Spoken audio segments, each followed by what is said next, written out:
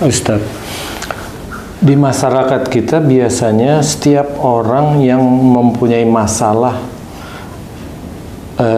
sesuatu yang tidak baik, misalnya dia kena hukuman mencuri, dia pokoknya salah deh, akhirnya dia berdoa, ya Allah tunjukilah kami jalan yang lurus, atau saya jalan yang lurus. Nah, padahal Allah selalu memberikan petunjuk. Apa sebabnya orang ini tidak dapat memaknai kalau setiap kejadian itu suatu petunjuk dari Allah? Karena manusia itu yang dinomorsatukan adalah nafsu. Manusia, semua manusia rata-rata nafsunya yang dinomorsatukan. Walaupun dia sholat, contoh Rasulullah tidak mengajarkan untuk kaya. Rasulullah itu mengajarkan untuk senantiasa menjalankan syariat Islam, tidak mengajarkan kaya. Tapi manusia zaman sekarang, coba kita lihat banyak artikel bagaimana kaya, bagaimana sukses, bagaimana itu kan nafsu semua. Kalaupun itu diajarkan oleh teman-teman dakwah yang lain, coba mengacu pada Rasulullah. Enggak, Allah juga enggak mengajarkan kaya, enggak. Allah itu mengajarkan takwa. Nah, kalau ada orang yang tidak paham itu petunjuk, nah di titik itulah yang nomor satu adalah nafsunya. Nafsunya yang dimunculkan. Nah, pada saat dia itu mencuri, nafsunya ingin punya uang. Pada saat dia digebukin sama polisi, pada saat dia itu ini, baru dia diam di kerangkang sini. Ya saya salah. Nah, titik dia sadar salah, itulah hidayah dari Allah.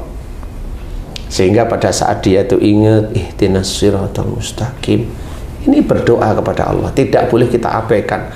Walaupun dia pencuri, tidak boleh kita abaikan. Walaupun dia itu pembohong, kalau dia sudah bilang seperti itu, dia berdoa kepada Allah. Walaupun dia itu apapun pekerjaan yang hina, dia tetap itu. Kalau dia bilang ihdinas siratal mustaqim, kita tidak boleh menyepelekan, tidak boleh. Dia berdoa kepada Allah, jelas itu.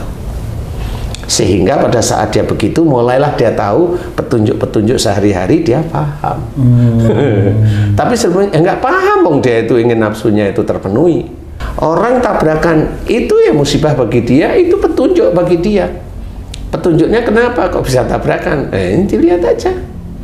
Dia suka mabuk, mesti tabrak kalau mabuk sambil minum, kan gitu. Dia suka uraan naik motor. Nah, kalau uraan, kalau motor kendaraan di jalan itu rame, ya pasti nabrak lah. Kan seperti itu. Berani dengan orang tua itu yang tidak begitu tersurat. Ya. Berani dengan orang tua itu tidak tersurat itu. Tabrakan dia, kakinya patah, itu petunjuk dari Allah Ta'ala. Kenapa dipatahkan kakinya? Karena diberi nasihat tentang hidup, dia selalu ngeyelnya minta ampun. Wajar kakinya dipatahkan oleh Allah Ta'ala. Insya Allah wajar. Nah, di titik itulah dia itu berpikir, kenapa kakiku patah? Di titik itulah dia mulai merenung. Mudah-mudahan dia difahamkan oleh Allah Ta'ala. Nah, petunjuk itu di semua hal. Berarti Ustadz, seseorang yang dapat memaknai petunjuk, berarti dia sudah dapat mengendalikan emosi, Ustaz. Insya Allah, kalau dia mengetahui bahwa dunia ini semuanya petunjuk dari Allah Ta'ala, dia memahami kehidupan dirinya, kehidupan tentang apa yang ada dalam Quran, dia paham, yang istilahnya sunnah-sunnah Rasul, dia paham, akhlak Nabi juga insya Allah paham. Jadi benar-benar dia seperti itu. Kita kasih contoh mamanya. Istilahnya kita minta diberi jalan lurus. Suatu ketika ada masalah, kemudian kita marah. Lah kan kita nggak lulus jelas. Kita maunya diberi jalan lurus, dikasih masalah harus diselesaikan secara Islami. Tapi marah, lah kan nggak lulus. Dan marahnya itu dianggap, marah itu kayak teman-teman kita yang lain, marah itu sudah dianggap normal. Padahal marah itu sebenarnya perbuatan setan, sudah jelas diceritakan dalam hadis Nabi, la taghdab walakal jannah, jangan marah bagimu surga. Berarti kalau marah itu sebenarnya masuk neraka. Nah, kenapa dikerjain? Dan dianggap marah itu sudah menjadi bagian habitnya dia sendiri. Nggak perlu.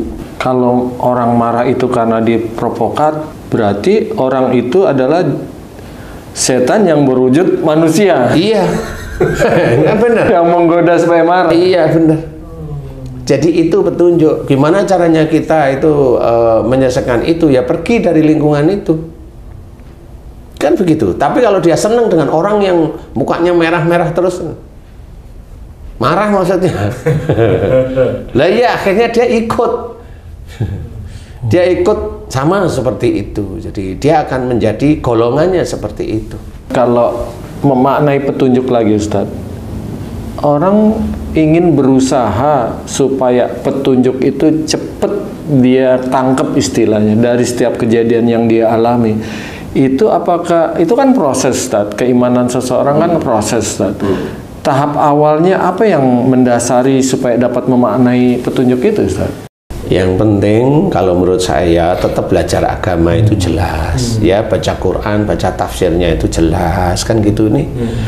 Menambah-nambahilah istilahnya, kemudian sunnah-sunnah dari sholat dikerjakan atau puasa. Kemudian yang berikutnya adalah jangan merasa pandai. Itu aja. Apapun bentuknya. Mau haji itu mamanya diizinkan oleh Allah Ta'ala, tahajud rajin, jangan merasa pandai dengan bisa mengerjakan tahajud setiap hari, tidak perlu. Diizinkan oleh Allah Ta'ala itu Tuhannya rajin, jangan merasa pandai bahwa haji itu jago, dari sejak muda itu duha nggak putus, tidak perlu. Kenapa saya tadi cerita? Walaupun diizinkan oleh Allah, ya kenapa saya harus bilang begitu? Ya begitulah yang harus diucapkan. Karena kalau Allah tidak mengizinkan haji mengerjakan tahajud dan duha ya nggak bisa. Iya ada tuh saya baca di Al-Quran, janganlah engkau bangga telah menjalankan suatu ketaatan. Iya, tidak perlu. Nah itu kesombongan. Tidak perlu kita seperti itu. Jadi runduklah terus.